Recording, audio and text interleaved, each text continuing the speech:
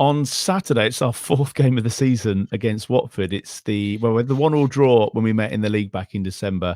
There was the FA Cup as well, the 3-0 win at St Mary's in the replay. So we got there in the end. Steve, it's another one of those where Watford have got nothing to play for. We haven't lost to them yet this season. Do you see that changing? Good use of the word yet. Well played. It shouldn't do. I mean, everything I've seen from Watford this season, they are what you would expect of a real mid-table championship side. On their day, they can give any team a bloody nose. They were decent against Leeds last week, I thought, but against most opposition, they're fairly limited. And of course, given that it's Watford, they are on to their third manager of the season. Possibly, I can't remember when Ishmael was appointed, whether he was last season or not. It's so funny, isn't it? Like, this is the fourth time we played them, and there's another manager. It's interim coach, isn't it? They've got right now. Same every time. Yeah, Tom Cleverley is in interim charge, and I mean he was only playing for them, I think, last season maybe. Yeah. But he's had zero impact when you look at their results because nothing's really changed. They've stopped losing. So that's a start. They're drawing games now, aren't they? Yeah. Yes, I mean they're at least posing a threat when for a long sort of run of games they definitely weren't. I mean, just looking down their results, they lost at home to Coventry, they managed to lose at Millwall and lost at home to Huddersfield. That's kind of the point of no return, I think, for a manager in this division if you're losing those sort of games back to back. So yeah, they're kind of in a holding pattern ahead of the summer, and I mean, God knows what the owners will do in the summer there. But in terms of the current crop, they've got some good players. You've seen the performances they put in both the games at Vicarage Road, and they had a bit of threat about them. So we had to kind of weather a little bit of a storm in both of those games. But it just seems to be kind of a collection of players who can turn up when the weather suits, but for the most part are quite happy to hide behind kind of circumstances at the club and say, well, these aren't great working conditions for us, so we're not gonna put in the performances here, and that's fine. We'll just get another manager next week. It's fine. So yeah, I'm not expecting a huge amount from them.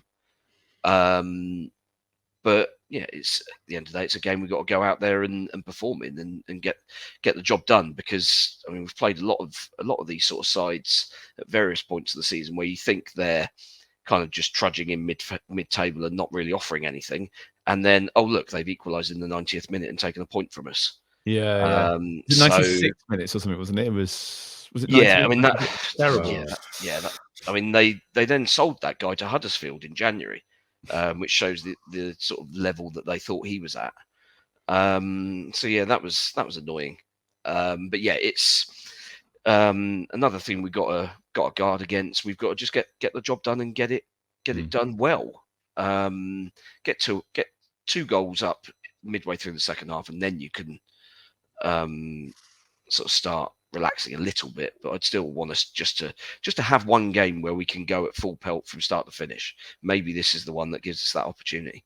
Well, they play on Wednesday night as well. They've got Ipswich on Wednesday, and obviously we play on Tuesday, so we've got a bit of extra time to recover. Glenn, they're 14th. They're 9 points off the relegation places. They're 16 points off the top six. As Steve says, there's nothing for them. For them to play for. So this, regardless of what happens on Tuesday or how that went, this is a great opportunity just to get a bit of momentum back. Yeah, we got to turn up. If we turn up, we'll have no problems whatsoever with this particular Watford team being where they are, and especially as as you say, they got the game against Ipswich on Wednesday. They haven't got a lot about them. A couple of good individual players.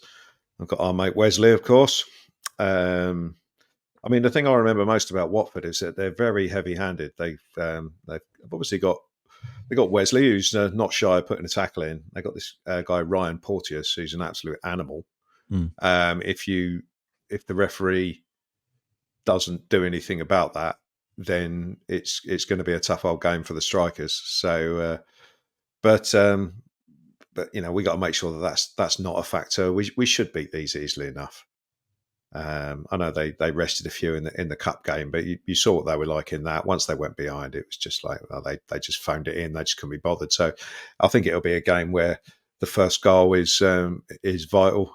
We have to make sure that we get it, obviously, and then the game should be fairly comfortable after that. So I'm not anticipating too many problems in that game. And yeah, echo what Steve said about the about the need to kind of feel good about ourselves again, really, and this is an ideal opportunity to do that in front of what will be a fairly decent home crowd. So yeah, bring on that one, but hopefully we can make it a double this week and get everyone positive again. The atmosphere is going to play a key role as well this week, Steve, with these two big home games. You know, they've got to get at Coventry and Watford right from the start, because the crowd have got to get behind them if they're going to get them over the line. Yeah, they do. And midweek games have been a weird one for us this season. We don't want a light show, do we, on Tuesday? God. But also, but the general atmosphere in games for evening games has been strangely subdued at times. It's been, and it's odd, because it always used to be that thing of midweek night, sort of night game under the lights, sort of tight atmosphere. And even since we've been at St Mary's, evening games have generally been decent, apart from sort of once you get sort of later into a game, if it's kind of done one way or the other, then it gets a little bit calmer. But yeah, this season the midweek ones have been sort of just a little bit down on the atmosphere, I think, compared to the Saturday afternoon games. And I can't really put my finger on why, other than people not having time to get to the pub and have a skinful before kickoff. But that can't be the only reason, surely. A bit of a theory. I mean, it's a pet theory. I don't know if this is this holds any water or not, but there always seems to be sort of like more empty seats in the evening games.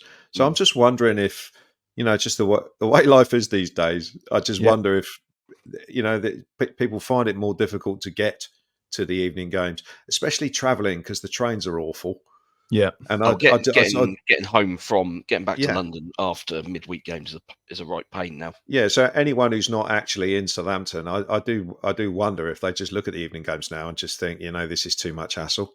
Yeah, and the chances of getting stranded somewhere are just not worth the risk of coming down, and the timing of the games makes it difficult to drive down and get down in time. I just think sometimes the evening games, there just does seem to be a bit of a subdued atmosphere, because there's a few more empty seats because people just don't go, and it's not reflected in the gate, of course, because it's a season ticket that's been sold, so that gets counted. Yeah, but there always seems to be less people there, and but that's just one theory as to why the evening games might not quite have the atmosphere that you're expecting them to have. I think there's a lot in that.